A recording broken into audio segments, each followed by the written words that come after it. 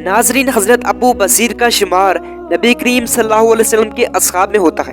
ناظرین اکرام، صلح حدیبیہ کے زمانے میں جب نبی کریم صلی اللہ علیہ وسلم مکہ تشریف لائے تو ابو بصیر کسی نہ کسی طرح قید سے چھوٹ کر آپ صلی اللہ علیہ وسلم کے پاس پہنچے۔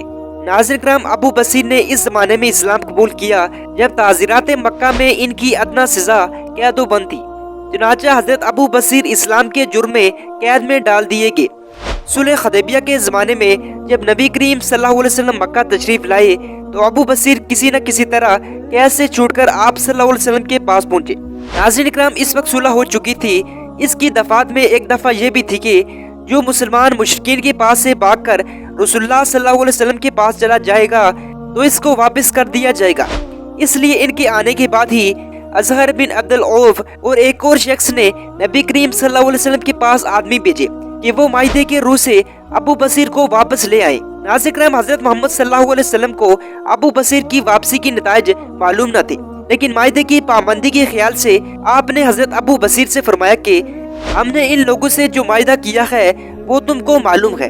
ہمارے مذہب میں بدعادی اور فریب بہت بری چیز ہے، اس لیے اس وقت تم واپس چلے جاؤ اور آئندہ خدا تمہاری اور دوسرے ناتواں اور مظلوم مسلمانوں کی رہائی کا کوئی نہ کوئی سامان کرے گا۔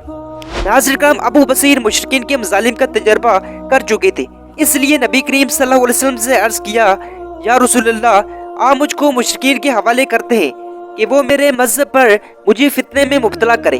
آپ صلی اللہ علیہ وسلم نے فرمایا، ابو بصیر جاؤ، ان قریب اللہ تعالیٰ تمہارے اور دوسرے کمزور مسلمانوں کے لیے کوئی راہ نکال دے گا۔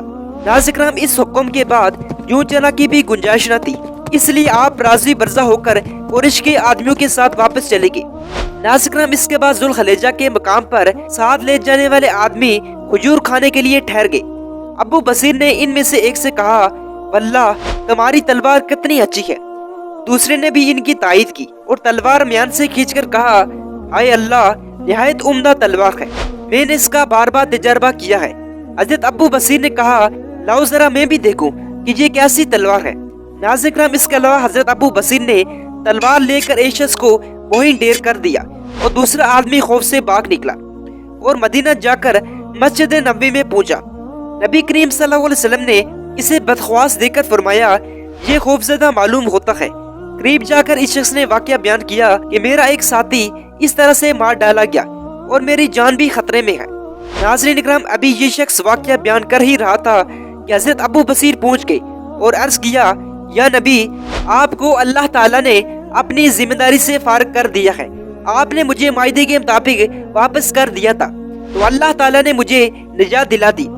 ناظرین، نبی کریم صلی اللہ علیہ وسلم نے ان کی باتیں سن کر فرمایا، یہ شخص بھی آتش جنگ بھڑکانے کا آلہ ہے، اگر اسے کچھ مددگار اور ساتھی مل جائے تو حضرت ابو بصیر نے یہ سنا تو سمجھے کہ آپ بھی لوٹا دیں گے۔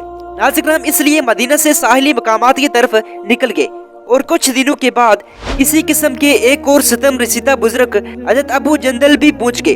ان دونوں نے دوسرے کمزور مسلمانوں کے لیے ظلم و ستم کا راستہ کھول دیا اور مظلوم مسلمان قریش کے ظلم و ستم سے بھاگ بھاگ کر یہاں جمع ہونے لگے۔ ناظرین اکرام، چند دنوں میں ان کی خاصی جماعت ہو گئی اور اتفاق سے قریش کے کاروان تجارت کا گزر یہاں سے ہوا۔ جب کوئی قافلہ گزرتا تو یہ لوگ اہل قافلے کو قتل کر کے سامان لوٹ لیتے، اس سے قریش کی تجارت خطرے میں پڑ گئی۔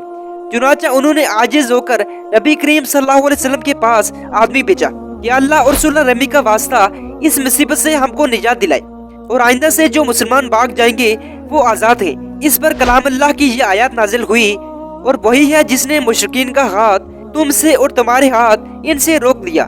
ناظرین اکرام، اس کے بعد نبی کریم صلی اللہ علیہ وسلم نے اس آزاد گروہ کے پاس ایک خط لکھ کر بھیجا اور ابو جندل اور ابو بصیر کہ ہمارے پاس چلے آئیں اور دوسرے لوگ اپنے اپنے گھروں کو واپس چلے جائیں۔ ناظرین، یہ خط ایسے وقت میں پہنچا کہ حضرت ابو بصیر بستر مرگ پر تھے اور خط ہاتھ میں لے کر پڑھتے پڑھتے اس دنیا سے پرواز کر چکے۔ ناظرین، حضرت ابو جندال نے نماز جنازہ ان کا پڑھا اور اسی ویرانے میں سپرد خاک کیا اور یادگار کے طور پر قبر کے پاس ایک مسجد بنا دی۔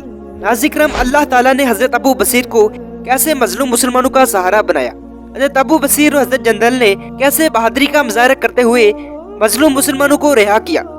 ناظرین، امید کرتا ہوں آپ کو اس ویڈیو میں بہت سی چیزیں جاننے کو ملی ہوں گی۔ تب تک کے لیے اجازت دیجیے، اللہ حافظ۔